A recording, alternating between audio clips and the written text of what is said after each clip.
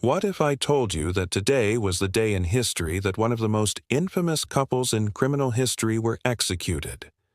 Well, it is, and that's just one of the things that happened on this day in history. From there, we'll find out what other strange things happened on this day, including a weird accident that claimed no lives but could have. All that and more today on this channel. May 23, 1934, one of the most notorious criminal couples in American history, Bonnie and Clyde, are dead. After a police ambush, they were riddled with bullets, and the reign of terror that had been striking fear into the hearts of people across several states for the last 2 years had finally come to an end. They were lying dead next to each other in the driver's seat of their recently stolen vehicle. Clyde Barrow had turned 25 just 4 days earlier, and Bonnie Parker was only 23. They met in Texas in 1930 when Bonnie, who had recently been divorced, was working as a waitress at a roadside diner where Clyde and his brother were eating. They were instantly smitten with each other. Unfortunately for them, both were already married to other people. However, within weeks, both had left their respective spouses and run off together. Their relationship may have been doomed from the start because Clyde was not a good guy. He was hot-tempered, aggressive, and a poor decision-maker. But Bonnie loved him, and so she didn't care. At first, they got by on jobs that Clyde's brother Buck had taught him, robbing small stores, gas stations, even the occasional funeral. But then they started getting bolder. As the Great Depression continued and more Americans descended into poverty, they became emboldened by the desperation around them. It seemed like everyone was desperate enough to steal or kill to survive. So why not them? Their crime spree would take them from Texas through Louisiana, Missouri, Arkansas, Oklahoma, and finally into the heart of the Midwest, where they would be eventually cornered. During their time on the run, they managed to avoid the cops most of the time. This was mainly due to the fact that they stole fast cars and drove recklessly. They would lead the police on wild chases that often ended with them crashing and burning the car and running away. In total, they were involved in at least 13 murders during their 2-year crime spree. In recent years, they've become infamous figures in American lore, romanticized in books, movies, and TV shows. However, those that knew them back then painted a very different picture. They were vicious killers who cared about nothing more than themselves. Their deaths came after a long shootout with the police. The couple was ambushed in their stolen vehicle and fired upon by officers from both Louisiana and Texas. When it was all over, they were dead, riddled with more than 100 bullets. People came from miles around to see the corpses, which were left in the back of a police wagon in downtown Bienville. Some brought picnic lunches and made a day of it. Others took souvenirs, even the alleged murder weapon. It might surprise you that before the internet, there were ways to get your hands on nude photos of celebrities. You know how you can search online for almost anyone and find compromising photos of them? Well, that wasn't always easy, but it was definitely possible in the early days of the internet. Back in 1992, there was a service called Private Eyes, which allowed subscribers to access private photos sent in by anonymous sources. Today, we don't know who Mary Tyler Moore's stalker was, or what he wanted with her intimate photos.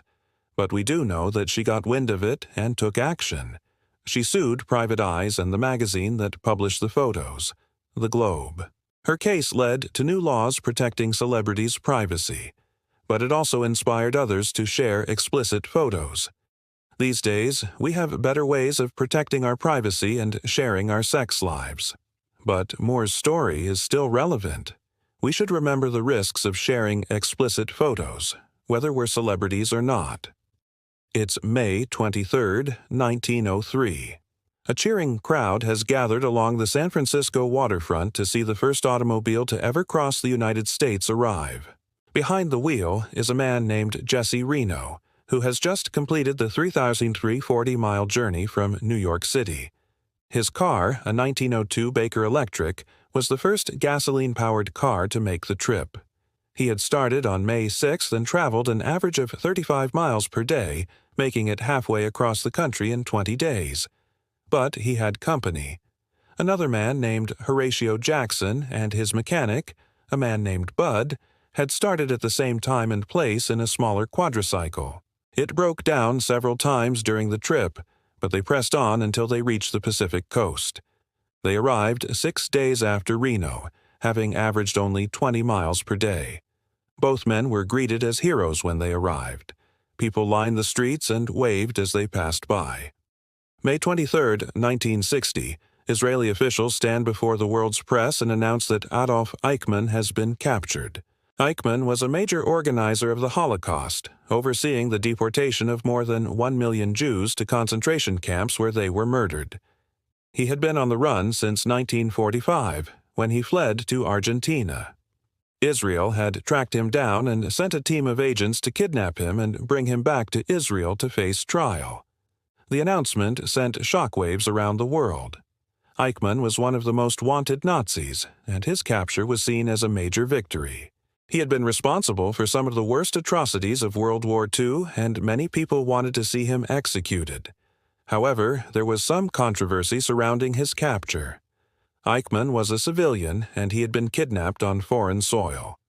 Many people questioned the legality of the operation, but there was no doubt that he had been captured and brought back to Israel to face justice. May 23, 1873, the Northwest Mounted Police is formed by an act of Canadian Parliament.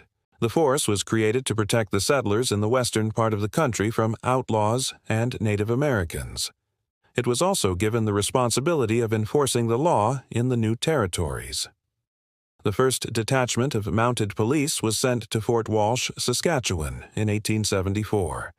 The force was equipped with horses and rifles and was trained in both police work and military tactics. They faced many challenges in the years that followed, including fighting hostile Native Americans and battling the harsh weather conditions of the Canadian wilderness. But they also made significant contributions to the development of Canada.